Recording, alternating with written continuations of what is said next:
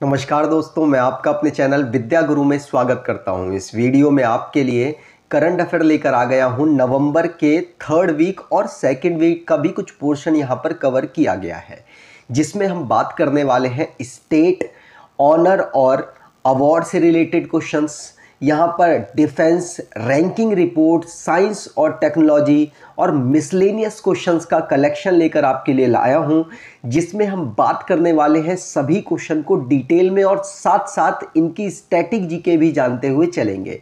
जैसे कि कोई स्टेट आएगा तो उस स्टेट के बारे में जानेंगे, जैसे कोई पर्सनैलिटी आएगी तो उसके बारे में जान लेंगे कि वो किस संस्था में काम कर रहा है, काम कर चुका है। ये सारी इन्फॉर्मेशन हम यहाँ पर लेते हुए चलेंगे। तो अगर आपको ये वीडियो इन्फॉर्मेटिव लगे और आपकी नॉलेज को इम्प्रूव करे तो आप इस वीडियो को लाइक और चैनल को सब्सक्राइब ज़रूर कर दीजिएगा। चलिए स्टार्ट करते हैं। सबसे पहले बात होगी स्टेट के करंट अफेयर की। तो स्टेट में पहला क्वेश्चन ये बना है कि महाराष्ट्र ने अपने यहाँ पर फ्रीडम फाइटर्स की, जो फ्रीडम फाइटर्स है उनकी पेंशन्स को डबल कर दिया है। नॉर्मली आपको पता है जो फ्रीडम फाइटर है उनको कुछ पेंशन सरकार के द्वारा दी जाती है, देना भी जरूरी है। और आपको बताऊं, उनको यहाँ पर पेंशन डबल की गई है। पहले 10,000 पेंशन थी, अब कर दी गई है 20,000। ये इंफॉर्मेशन निकल के आई है। शिंदे जो कि इस समय पर यहाँ के चीफ मिनिस्टर हैं, उनके द्वारा ये अनाउंसमेंट की गई कि महाराष्ट्र गवर्नमेंट डबल पेंशन कर रही है फ्रीडम फाइटर्स की। पहले 10,000 थी, अब 20,000 हो चुकी है एक महीने की। ठीक, याद रखिएगा, पूछा जाएगा। ये है chief minister of Maharashtra Shinde, जिनका नाम है एकनाथ शिंदे। गवर्नर यहाँ के हैं भगत सिंह कोश्यारी। कैपिटल है महाराष्ट्र की मुंबई और विंटर की कैपिटल है नागपुर। बहुत सारे लोगों को कन्फ्यूज़न होता है कि मुंबई ही सिर्फ वहाँ की कैपिटल है, नहीं, नागपुर भी है। विंटर की कैपिटल नागपुर है। आगे बात करें, अगला क्वेश्चन मणिपुर से है। मणिपुर से क्या क्वेश्चन है, देखिए। अभी ना नॉर्थ ईस्ट ओलंपिक ऑर्गेनाइज हुआ, जो कि कहाँ हुआ, मेघालय में ऑर्गेनाइज कराया गया। मेघालय की कैपिटल शिलोंग में इसको ऑर्गेनाइज कराया गया। ये सेकंड एडिशन था। पहला एडिशन कहाँ हुआ, तो मणिपुर में पहला एडिशन हुआ था। पहले जो मेघालय में होने वाला था ना, उसको कोरोना वायरस के पहले 2019 में ऑर्गेनाइज कराया जाना था, लेकिन 2019 में आपको पता है थोड़ा डिले हुआ और उसके बाद उसे ऑर्गेनाइज नहीं कराया गया, क्योंकि कोरोना वायरस फिर आ चुका था उस टाइम पर 2019 के लास्ट में। तो इसकी वजह से फिर अरुणाचल प्रदेश में वो होना था, लेकिन उसको शिफ्ट करके कर दिया गया मेघालय में। और अब 2022 में इसे ऑर्गेनाइज कराया गया, जिसमें सबसे बढ़िया परफॉर्मेंस ओवरऑल किया है मणिपुर के प्लेयर ने। मणिपुर के जो प्लेयर हैं उनके द्वारा बढ़िया परफॉर्मेंस किया गया और सबसे ज़्यादा मेडल यहाँ पर प्राप्त किए गए।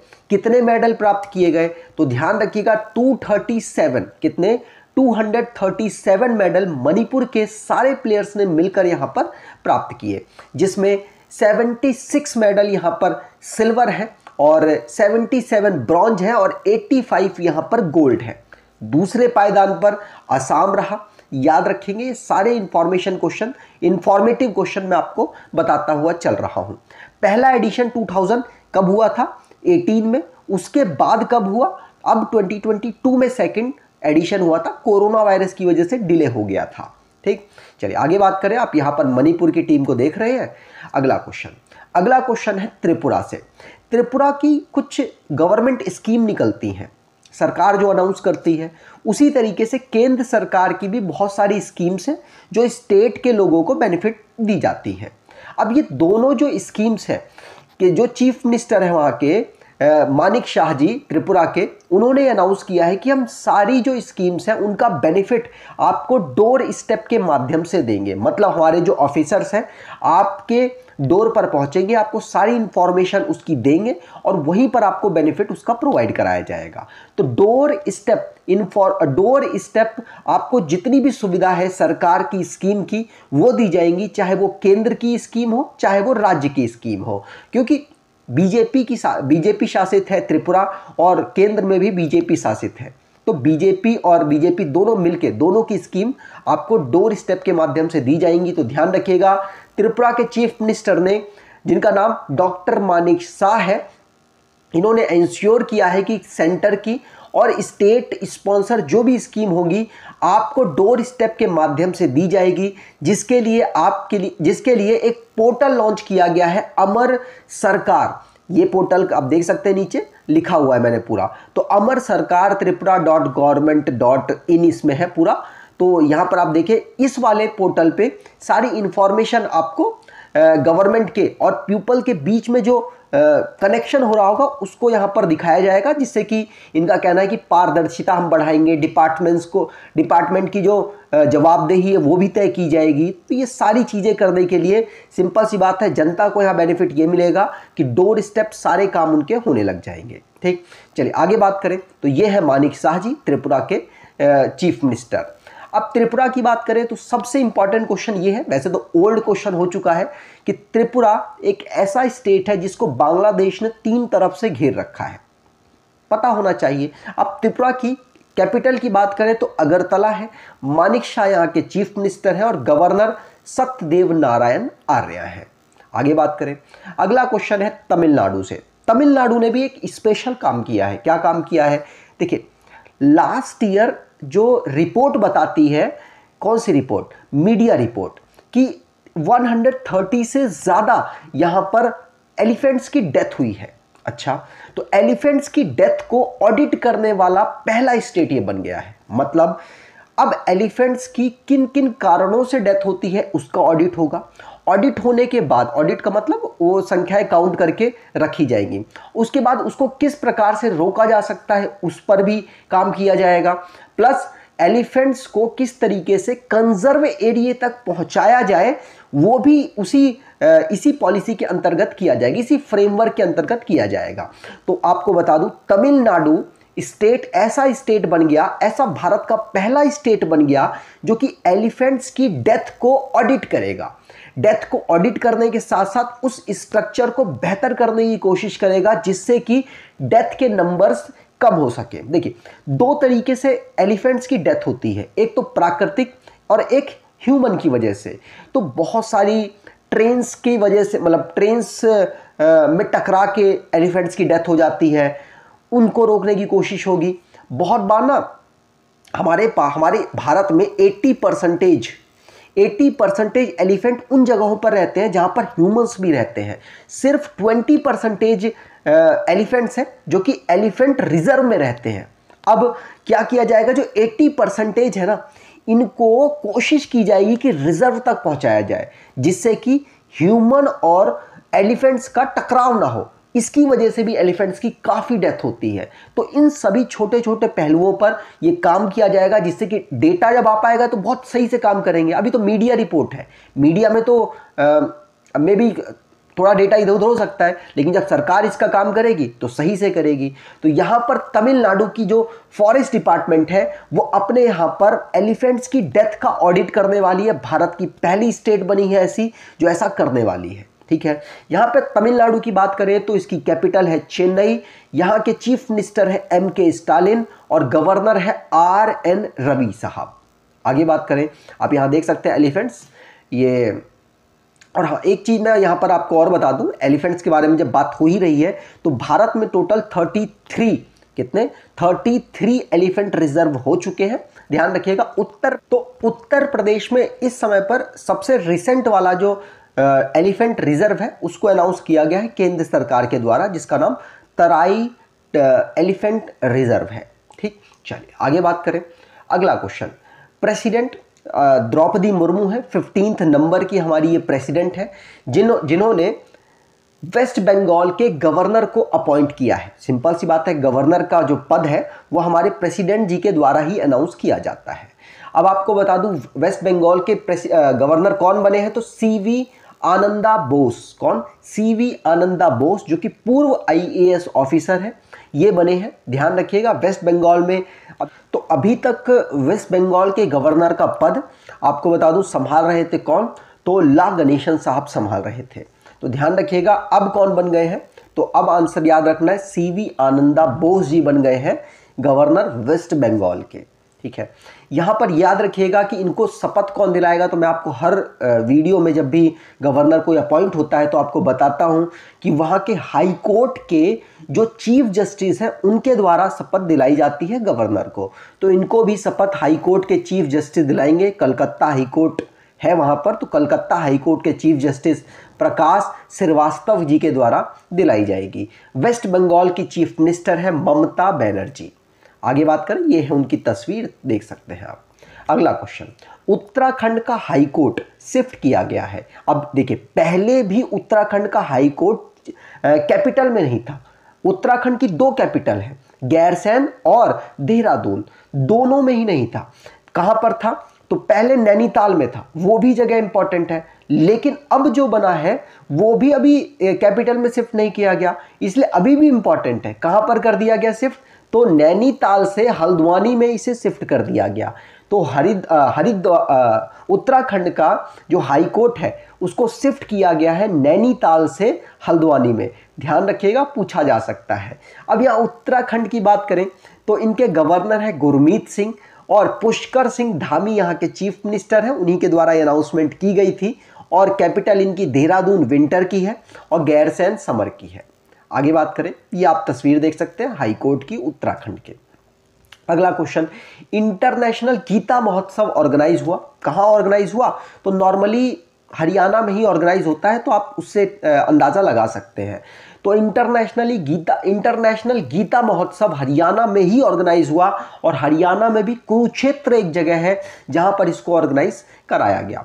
द्रौपदी मुर्मू जी यहां पर लिखा हुआ है कि पहुंचेंगी, मतलब इसको ऑर्गेनाइज तो कराया जा रहा है 19 नवंबर से 6 दिसंबर तक ऑर्गेनाइज कराया जाएगा, लेकिन 29 नवंबर को हमारी प्रेसिडेंट साहब वहां पहुंचेंगी। वहां पे एक यज्ञ होगा, जिस यज्ञ में वो पार्टिसिपेट करेंगी। यहां पर मैंने यज्ञ का नाम भी लिखा हुआ है, गीता यज्ञ लिखा है ना, यहीं पर वो पहुंचेंगी। और आपको बता दूं, इसको ऑर्गेनाइज कराया जाएगा ब्रह्मा सरोवर में, जो हरियाणा में ही, सिंपल सी बात है, वहीं पर लोकेटेड होगा। तो ध्यान रखिएगा, गीता महोत्सव को ऑर्गेनाइज कराया जा रहा है। इंटरनेशनल लेवल का ये एक पूरा ऑर्गेनाइजेशन है, मतलब पूरा ऑर्गेनाइज्ड वे से इसको करवाया जा रहा है हरियाणा की सरकार के द्वारा। तो ध्यान रखेंगे, पूछा जा सकता है इंटरनेशनल गीता महोत्सव कब हुआ? तो 19 नवंबर से 6 दिसंबर तक हुआ। कहाँ पर ऑर्गेनाइज कराया गया? तो हरियाणा में ऑर्गेनाइज कराया गया। ये सारी इंफॉर्मेटिव बातें हैं, पता होनी चाहिए। अब आपसे ये पूछा जा सकता है कि कौन सा स्टेट फोकस स्टेट है यहाँ पर? तो आपको बता दूं, फोकस स्टेट यहाँ पर एमपी है। कौन है? मध्य प्रदेश। ठीक, चलिए आगे बात करें। देख सकते हैं गीता महोत्सव, यहाँ पर ये 23 लिखा हुआ है, ये मे बी उस दिन का पोस्टर होगा, लेकिन 19 नवंबर से इसको ऑर्गेनाइज कराया जा रहा है। अगला क्वेश्चन, युद्ध अभ्यास। आपको पता है युद्ध अभ्यास ऑलरेडी अनाउंस हो चुका था कि हम युद्ध अभ्यास करेंगे उत्तराखंड में, तो अब ये ऑर्गेनाइज हो रहा है, इसीलिए आपके लिए क्वेश्चन लेकर आया हूं। युद्ध अभ्यास भारत की आर्मी और यूएस की आर्मी के बीच में होता है। ठीक है, इसको कहां ऑर्गेनाइज कराया जा रहा है? तो उत्तराखंड में इसे ऑर्गेनाइज कराया जा रहा है। ध्यान रखिएगा, 15 दिन टोटल चलेगा, आपको पता होना चाहिए, जिसमें भारत की आर्मी और यूएस की आर्मी मिलकर यहां पर पार्टिसिपेट कर रही हैं। आगे बात करें, यहाँ पर आप तस्वीर देख सकते हैं। अगला question, Wangala festival. Wangala festival, जिसको 100 ड्रम फेस्टिवल भी कहते हैं, ये मेघालय में ऑर्गेनाइज कराया गया। इसमें आपको बता दो, बहुत सारे लोग ड्रम लेकर बहुत सारे ड्रम, मतलब हंड्रेड्स के नंबर में ड्रम लेकर नृत्य कर रहे होते हैं और अलग अलग ताल निकाल रहे होते हैं, इसलिए इसको 100 ड्रम फेस्टिवल कहते हैं। और इसमें भगवान सूर्य देवता की पूजा होती है और गारोस के द्वारा, आपको पता है गारोस, जयंतिया, ये जो बहुत सारी जनजातियां हैं और पहाड़ियों के नाम भी है वहाँ पर, तो गारोस जो जनजाति है उनके द्वारा इसको ऑब्जर्व किया जाता है मेघालय में। ठीक, चलिए, तो आप यहाँ पर देख सकते हैं ड्रम ले रखा है, बजाते हुए चल रहे होते हैं। अब यहाँ से हम बात करेंगे अवार्ड और ऑनर से रिलेटेड क्वेश्चंस की। तो उसमें सबसे पहला क्वेश्चन है दानिश मंजूर भट्ट। कौन? दानिश मंजूर भट्ट, जो जिनको Jaipur foot USA first global humanitarian award से सम्मानित किया गया।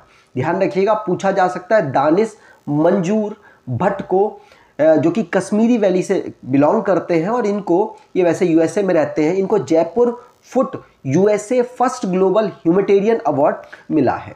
ठीक है, ध्यान रखिएगा, यूएसए में इस समय रह रहे हैं, ये भारत से के कश्मीर से बिलोंग करते हैं, इसीलिए इंपॉर्टेंट है।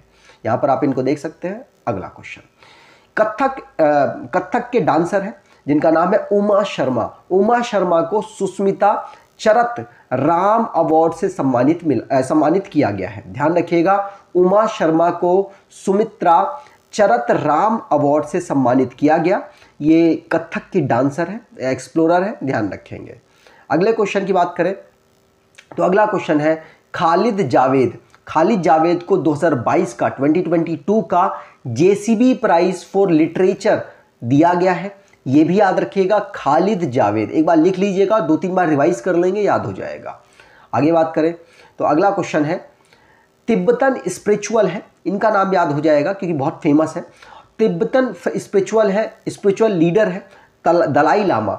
दलाई लामा जी को गांधी मंडेला अवार्ड दिया गया है। ध्यान रखेंगे, इनको 14th दलाई लामा को 14th नंबर का गांधी मंडेला अवार्ड्स 2022 से सम्मानित किया गया और इनको नोबेल प्राइज भी मिल चुका है। नोबेल प्राइज कब मिला है तो 1989 में इनको नोबेल प्राइज मिला है। ध्यान रखेंगे, पूछा जा सकता है। यह है दलाई लामा जी। अगला क्वेश्चन, इंडिया को excellence in family planning leadership award मिला है। फैमिली प्लानिंग करने में भारत ने बढ़िया परफॉर्मेंस किया है, जिसकी वजह से इनको excellence in family planning award मिला है। ये जो international conference on family planning हो रहा था, कहाँ पर, थाईलैंड में, वहीं पर भारत को ये अवार्ड मिला है।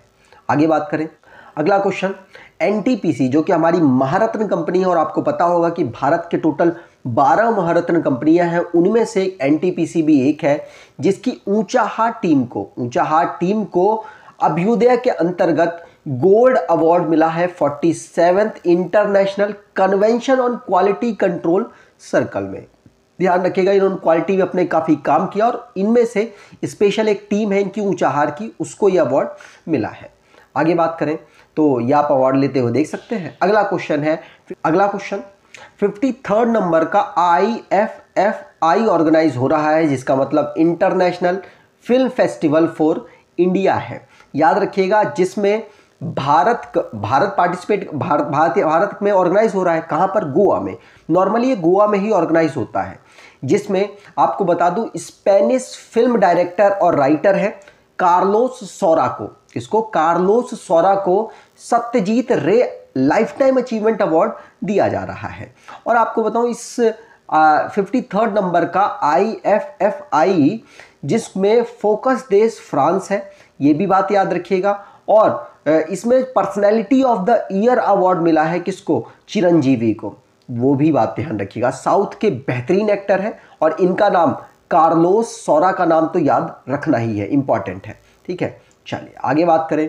अगला क्वेश्चन, श्लोक मुखर्जी जिनको डूडल फॉर गूगल के लिए इंडिया से 2022 के लिए इनको ये अवार्ड मिला है कि मतलब इन्होंने काफ़ी अच्छा डेवलप किया था गूगल के लिए डूडल। ठीक, ध्यान रखेंगे, पूछा जा सकता है। श्लोक मुखर्जी इनका नाम है। ठीक, चलिए आगे बात करें तो ये इन्होंने डेवलप किया था, इसी के लिए इनको मतलब साइंटिफिक स्ट्रक्चर इसमें दिखाने की कोशिश की गई विद नेचर, इसलिए डूडल फॉर गूगल अवार्ड इनको मिला है। आगे बात करें, अगला क्वेश्चन, केरला की टूरिज्म पूरा डिपार्टमेंट के लिए रेस्पॉन्सिबल टूरिज्म ग्लोबल अवार्ड दिया गया वर्ल्ड ट्रैवल मार्ट के द्वारा। ध्यान रखेंगे, वर्ल्ड ट्रैवल मार्ट में रेस्पॉन्सिबल टूरिज्म ग्लोबल अवार्ड मिला है केरला की टूरिज्म डिपार्टमेंट को। ठीक, केरला की बात करें तो केरला के गवर्नर है आरिफ मोहम्मद खान, त्रिवंतपुरम यहाँ की कैपिटल है और चीफ मिनिस्टर पिनरई विजयन है। आगे बात करते हैं, ये यहाँ पर आप केरला की तस्वीर देख सकते हैं। वैसे भी इन्होंने बहुत ज़्यादा डेवलपमेंट किया है अपने टूरिज्म सेक्टर में।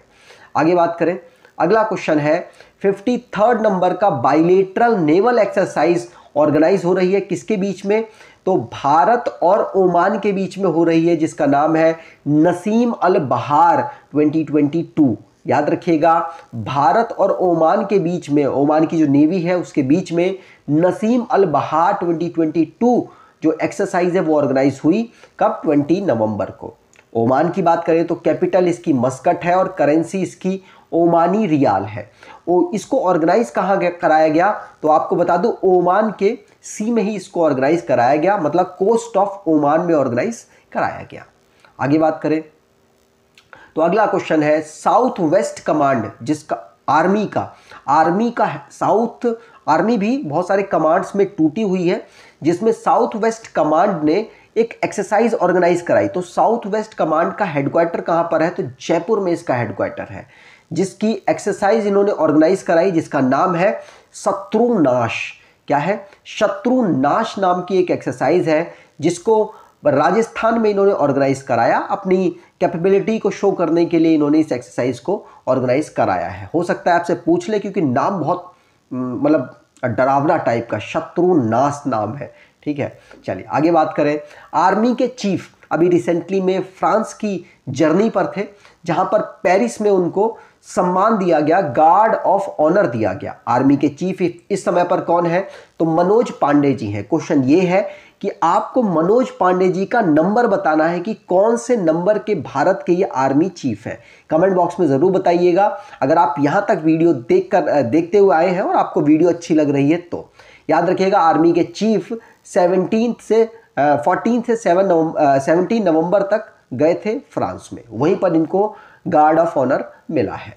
आगे बात करें, अगला क्वेश्चन, इंडियन आर्मी जिसने वीर नारीज को, अब वीर नारीज कौन है, तो ये वो महिलाएं हैं जो कभी ना कभी किसी ना किसी आर्मी ऑफिसर या आर्मी सोल्जर की वाइफ रही हैं, और अब उनकी जो आर्मी इनके हस्बैंड थे उनकी डेथ हो गई है, तो उनको वीर नारीज यहां पर बोला गया है। तो आपको बता दूं, वीर नारी को इंडियन आर्मी ने वीरांगना सेवा केंद्र में इनके लिए एक सुविधाएं इकट्ठे करके डेवलप की हैं, और एक पोर्टल लॉन्च कर दिया है, जिसमें अपनी सुविधाएं, जिसमें अपनी प्रॉब्लम्स को डाल सकती हैं और डायरेक्टली इनकी प्रॉब्लम को सॉल्व करने की कोशिश की जाएगी। प्लस ये जो केंद्र होगा, वीरांगना सेवा केंद्र, यहाँ पर महिलाओं को ही अपॉइंट किया जा रहा है, उन महिलाओं को जो कि ऑलरेडी वीर नारीज है। वीर नारीज का मतलब आप समझ चुके होंगे, जिससे कि जब ये बात करेंगी तो आमने जो बात करने वाले होंगे और जो बात करने वाली होंगी, दोनों में सिंपैथी एक दूसरे के लिए रहेगी और दोनों ही अच्छे तरीके से एक दूसरे की प्रॉब्लम को समझ सकते हैं। इसीलिए ऐसा कदम उठाया गया, जिससे वीरांगना सेवा केंद्र डेवलप किया गया, जिसमें वीर नारीज की प्रॉब्लम्स को सॉर्ट आउट करने की कोशिश की जाएगी। ठीक, चलिए आगे बात करें तो अगला क्वेश्चन है रैंक और रिपोर्ट से रिलेटेड। उसमें पहला क्वेश्चन है, भारत को 61 नंबर रैंक मिली है नेटवर्क रेडीनेस इंडेक्स में। दुनिया में अगर बात करें नेटवर्क रेडीनेस इंडेक्स में, तो यूएसए टॉप पोजीशन पर है और भारत को यहां पर 61 रैंक मिली है। ध्यान रखिएगा, पूछा जा सकता है। तो यहां पर ये भारत की रैंक है 61।